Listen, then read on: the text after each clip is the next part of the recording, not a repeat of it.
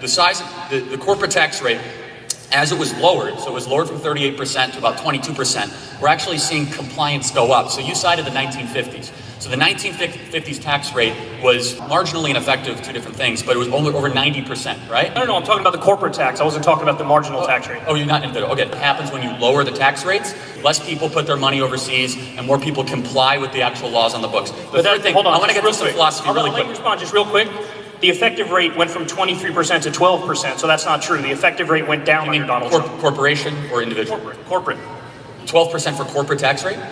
Yes, the effective corporate tax rate went from 23% to 12%. In today's video, Kyle Kulinski absolutely takes Charlie Kirk apart in a fiery, no-holds-barred debate. Right from the start, Kyle doesn't ease in. He jumps straight into dismantling Charlie's talking points about corporate taxes. And it's not just about citing facts, it's the calm confidence Kyle brings while cutting through Charlie's rehearsed, jargon-filled defenses. Charlie tries to throw out polished-sounding stats and leans on the tired argument that cutting taxes leads to more compliance, but Kyle calls it out for what it is: selective, misleading nonsense. The highlight? When Charlie attempts to trap him in a marginal versus effective tax rate debate, Kyle just shrugs it off and refuses to entertain the debate, shutting the whole thing down with ease. If you're here for a takedown with zero fluff, make sure you stick around for the end. Be 0%, but yeah, that's perfectly fine. That's a very unpopular position. Please proceed. And I'm happy to elaborate on it. This is a bigger philosophical point, and this is where Kyle and I will find no agreement whatsoever, respectfully. Is it our money or is it government's money?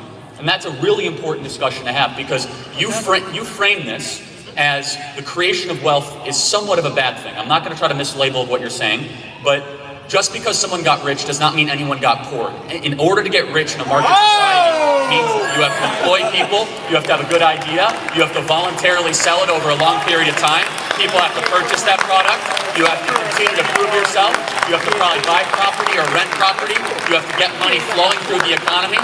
Just because someone got rich does not mean they went around and stole the money away from people. Wealth creation in a market society requires innovation, entrepreneurship, something that makes every single person in this room richer. So when someone gets rich in a market society, they did not pillage and plunder and get that money with putting guns to people's heads. Instead, they were creative, they were entrepreneurs, and they were innovative, something that should be rewarded. And so that's where the philosophical difference is. You look at wealth creation as something that might be bad. I don't want to mislabel it, but your preferred presidential candidate says billionaires should not exist. I believe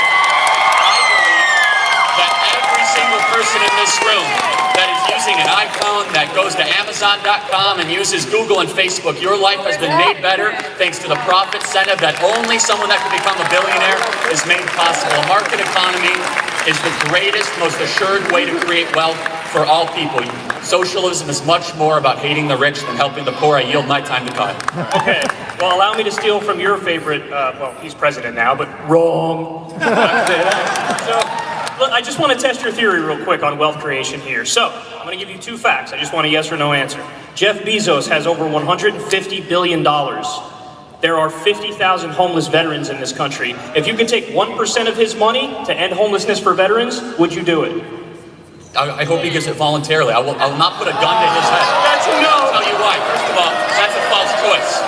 That's a false choice. Let me tell you why. It's a thought experiment. Because we have spent hundreds of billions of dollars to try to solve homelessness by taking money from the rich over the last 40 years.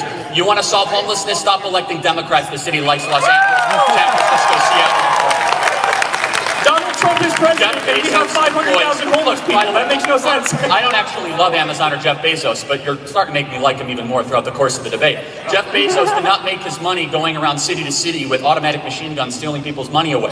Half this room probably uses Amazon on a weekly basis. You have to be innovative. You have to be an entrepreneur. He employs hundreds of thousands of people in an extraordinarily competitive market. He did not get it by being a robber baron. That's how you get rich in countries that are socialist countries. Wrong. To get rich in a capitalist society, you must have a good idea. People must believe in that idea and continue to purchase that idea over a long period of time. There's this thing called a social contract. Oh, this is a very simple thing. When did I sign that, Kyle? I must have missed it. Okay, well, you can go live in Somalia where they have none. Good luck. This is the part where Charlie shifts gears, trying to elevate the conversation by leaning into economic theory. He launches into this grand lecture about how billionaires deserve every cent because wealth is purely voluntary, and somehow anyone who questions it must hate achievement. To be fair, he throws out some reasonable claims, like innovation driving success, but quickly tumbles into over-the-top territory, framing the ultra-rich as untouchable heroes. That's when Kyle flips the script. He hits Charlie with a sharp scenario. Imagine if Jeff Bezos used just a fraction of his wealth to house thousands of homeless veterans. Suddenly, the abstract becomes real. 1% of Bezos' fortune could give 50,000 people shelter, and instead of addressing it, Charlie sidesteps, falling back on the weak defense of, well, hopefully he'll do it on his own. Kyle calls that bluff immediately. It's a dodge, plain and simple. When cornered, Charlie retreats to blame the Democrats mode and even tosses in a weird rant about how Bezos didn't use a gun to get rich, which, as Kyle shows, misses the point entirely. So you believe in the Soviet theory that all of us are nothing more than a collective. I disagree. I didn't say that. I said there's a social contract. Who do you think wrote the social contract theory? Well, I thought you liked the Constitution. I thought you liked our founding Right, the Constitution that talks about, this is so important. The Constitution actually rejected social contract theory. It said our rights come from what? From God, not from government. That government should not infringe upon your rights. The Constitution rejected coercive government action. The United States Constitution rejected the idea that actually the entire United States Constitution was a warning sign against having government come too much infringing of our rights. This is the actual philosophical debate of our time.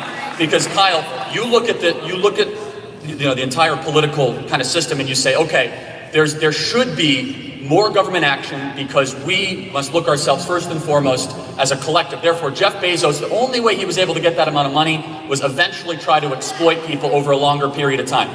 I look at that and I say, wow, that is a beautiful thing that someone is able to create that much wealth for that many people. And guess what? And not pay his people a living wage until we forced him to. Hold on a second. We'll let Charlie finish and then you'll have a response.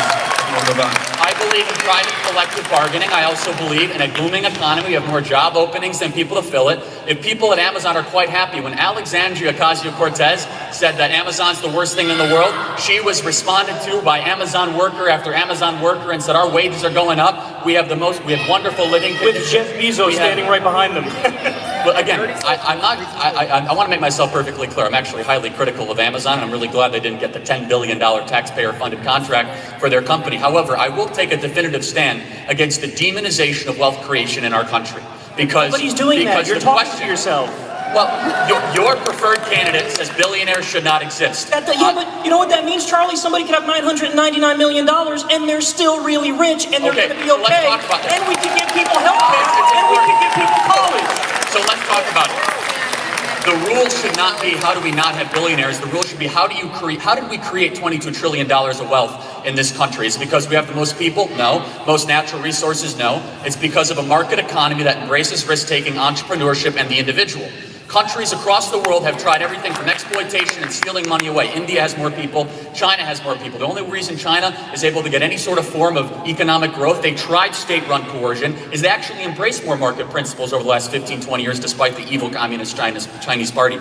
Kyle, here's the question I have for you, is do you believe when people create a certain amount of wealth, from Facebook or Google or Apple or Home Depot or Amazon, the companies that everyone in this room use, Coca-Cola on down, do you believe that's inherently exploitation, or do you believe they had to get that through voluntary transaction and enriching people all the way along the way? I don't believe it's inherently exploitation, but I also believe we need rules and we need referees. And I also think I totally that agree. I see shades of gray where you see black and white. And your whole thing is like, oh, the free market is so great, it's so wonderful. No, hold on here. Because I'm actually the real moderate on this, because I think sometimes the answer is the free market, and sometimes, yes, the answer is government. Government is not inherently evil either. Government has done a lot of good things. From there, the conversation spirals into classic Charlie territory, glorifying billionaires like they're modern-day saints and pretending that Kyle is advocating for full-blown socialism. He latches onto Kyle's point about a social contract and spins it into some over-the-top claim about attacking American values. But Kyle isn't fazed. He pushes back by explaining that functioning societies are built on shared agreements and cooperation, not unchecked power. Charlie tries to act like eliminating government oversight equals freedom, but Kyle drops the hammer with a reference to Somalia, a place with no functioning government, and suddenly, the no regulation equals liberty argument just collapses. When Charlie claims that Amazon workers are thrilled with their jobs, Kyle casually points out that those positive testimonies tend to appear when the boss is watching. It's a brutal, ice-cold reminder of how PR glosses over exploitation. And Kyle closes it strong, showing that he's not demonizing markets, just calling for fair rules and balance. Meanwhile, Charlie clings to this simplistic worldview where all regulation is tyranny and billionaires are beyond reproach. So look, controversial. If you believe in having the military, you believe in the government. If you believe in paved roads, you believe in the government. But right now, as things stand, we have a fourth branch of government. You'll agree with this. We have a fourth branch of government. We are the most regulated economy in the Western Hemisphere outside of some of the Western European countries. Federal Trade Commission, the Employment Prevention Agency, which is also called the Environmental Protection Agency.